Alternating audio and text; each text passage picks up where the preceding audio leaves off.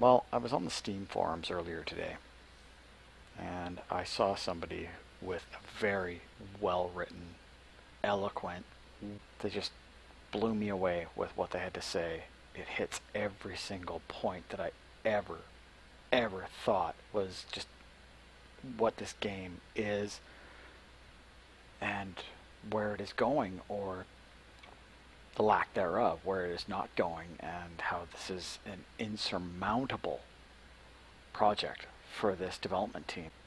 What I'm going to do here is I'm just going to run around and play the game, and I'm going to dub in, I'm going to read off exactly what this person had to say, and I'm going to entitle this video The Dead Linger, the review that was way too long.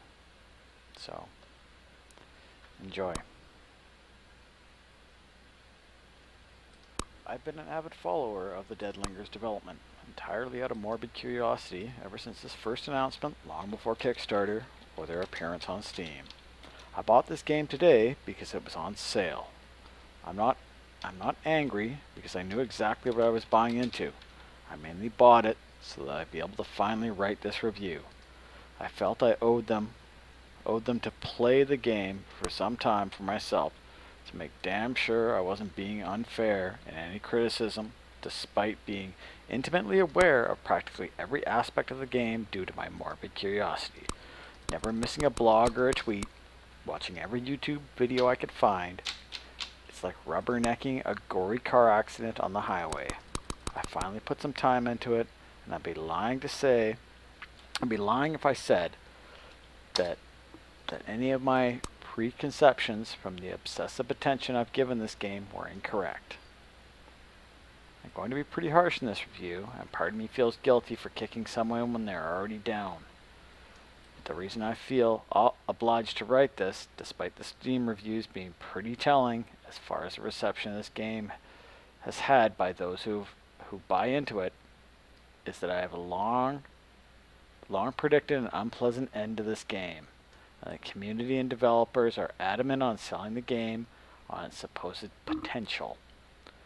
Sadly, it just doesn't add up, as the developers have neither the funds, skills, or momentum to ever get this game to its alleged potential. This, along with the cost, which even on sale now at 25% off, way outstrips what the game is currently worth as it stands. $5 to $8 at best, I would say. Though if I'm honest, I would say this game is still, after some 3 years of development, not ready for its very first release. So who am I? Well, I'm a AAA game developer, an engine lead, responsible for development in an in-house game engine that's been developed for a good amount of years. I'm responsible for many developers within our studio, so while I'm not willing to divulge where this is, and you may take my claim with a pinch of salt, I could totally be lying, of course. I do not make claims of knowing what I'm talking about without a firm basis. I look at this game radically different to how most people happen upon the store page do. I see the engine, the techniques, the mistakes, sometimes clear footprints, revealing frightening levels of ignorance to some basic 3D engine game programming principles. I see game made by people who are winging it, who are never qualified to take on such a grandiose game design. With a team 1/10 the size it ought to have been. Their biggest newbie mistake was starting this game in the first place, and due to them taking money up front on an ambitious, if well-meaning promise of the game they will never accomplish, they have made their bed and now must lie in it. Stave off the moment when they lose all their artists and are down to purely the father and son core team. I hope they have savings, because for all their faults they are dedicated and do believe in the game. They are not knowingly misleading people, I firmly believe this, but they are misleading people, because it appears they have no perspective or self-awareness of how far short they fall, and are lying to themselves as well as their customers. The engine change. A bad workman blames their tools. It's not the first thing to start the alarm bells ringing. That was probably the fact that for months, all they had to show on their site was bad concept art and a few renders of weapons. But a major what the fuck moment was the decision, after being greenlit on Steam, to change their entire engine the game was running at, and to release a build with the new engine straight onto Steam Early Access remarkably soon afterwards. The original game was written in Ogre, or some Ogre mix with their own stuff, with boasts that would look prettier, run better, and generally all around and be an all-around better game.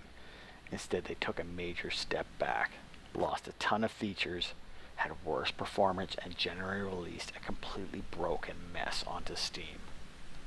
Seriously, the insanity of rewriting the game from scratch and dumping it straight onto Steam with seemingly no public test version to iron out problems blew my mind. Perhaps they had financial concerns back then. They had no choice in the matter. I can fully believe it. However, just as likely it is they seem to exist in some kind of bubble reality, lacking any self-awareness or ability to objectively judge the quality or worth of their game during development. Needless to say, this is an important skill for any game developer to have, but even more crucial when making an early access game. So they switched to Unity. And while I would say at the time that wasn't the right choice, Unity has come along leaps and bounds in the past few years. I'm pretty well versed in it myself. As part of my responsibility to my studio is to put no finer point onto it, keep an eye on all commercial engines to find things to be inspired, to rip off, to aid in our own game development efforts. The fact of the matter is that Unity is fully capable of what they needed to do for this game. However, they repeatedly make claims that Dead Linger is so out there and awesome of a game, pushing the boundaries to such an extent that Unity just wasn't built for a game such as theirs. This is horseshit, frankly, and I find it rather insulting on behalf of the Unity developers that Sandswept have used their engine in such amateurish ways, trying to develop a complicated game way out of their technical comfort zone, that when they code it in extremely suspect ways, turn and throw the blame at the engine, despite Unity having been used in numerous Infinite landscape engines, procedurally generated landscapes. Let's get on to World Refresh. Nothing is more telling than their crazy World Refresh system. There is a thing in computing called floating point math. This is basically where you're using numbers with decimal places, say 9.4235. A gross simplification, but essentially they can only have a set amount of digits. Let's say it was 5 for simplicity's sake.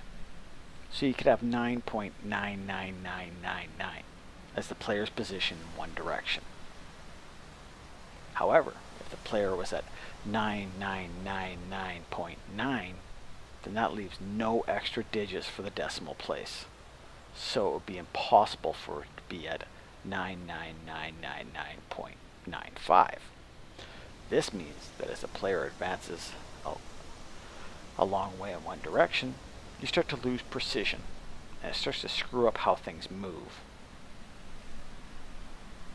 What are the character's fingers doing in world space in the first place? Yet another remarkably suspect thing on my list of remarkably suspect things. Give me a day, I'd probably solve the frames per second issue of this game. Their solution was to bring in a system where it drags up the fog levels to about 10 foot in front of you and start ceremoniously moving all the objects, terrain, and yourself back to 0, 0, 0. So that you regain the floating point accuracy. Because before they had a load screen and now had developed this revolutionary world refresh system with sudden encroaching fog. As well as all manner of weird glitches They even made a video detailing how it worked with palpable pride. They were proud of the solution. I knew the real solution, which is simply to parent the entire world to a dummy parent object and move that. It would be accomplished instantly. I let them know this and was shooed away like a fly with claims that they were already doing that, and it was due to the physics that this was required. I lost motivation to reply and state that it's perfectly possible to move physics objects in the same way, providing the directional and rotation velocities are maintained. This is not something they should be proud of. Practically any other developer I know would have accomplished this completely seamlessly within a day of hitting this problem. This is indicative of every element of their game development, from design to art to coding. It's clear as day to me. However, it's a true alpha. Then comes staunch defenders, claiming that anyone who takes issue with this game is not getting it and don't understand that it's an alpha. This delusion is slipping away as more and more good early access games show that even in alpha, a game is meant to be fun and desirable to play, and should be judged and priced as appropriate for how it stands at the time. But still, customers are not game developers. They're easily misled with the assumptions that all games go through this phase of development. I've never worked on a game yet that was bad and broken on such a scale as the Dead Linger has been since its first release, even in their earliest of alpha stages. This is not early, this is badly made. And that badly made stuff is like a cancer at its core. The building on top of it is not going to transform it into something wonderful. On to performance. I'm running a great rig. 2-way SLI 960, 3.60 GHz 6-core, 12 hyper-threaded cores. i7, 4960, 24 gigs of memory.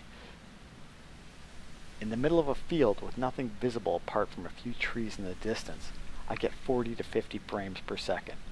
Furthermore, as I walk around this routinely drops as the main thread locks up and pauses frequently for reasons unknown. I can only assume as the map is streamed in at I can only assume as the map is streamed in at the extents. It gets worse, as when I approach anywhere where zombies are present in number, the frames per second drop to the top end of 20 to 25 frames per second. Of course, as soon as I saw their black-shirted identi-zombies, I knew this was coming, because I understood how the game engines work, how skin shaders work, how texture uploading to the GPU works. I knew that without a team like Valve had Left 4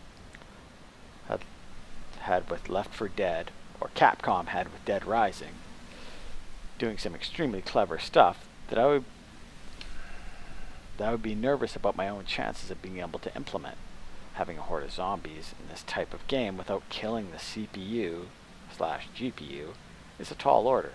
A tall order that I knew this team would likely not be capable of.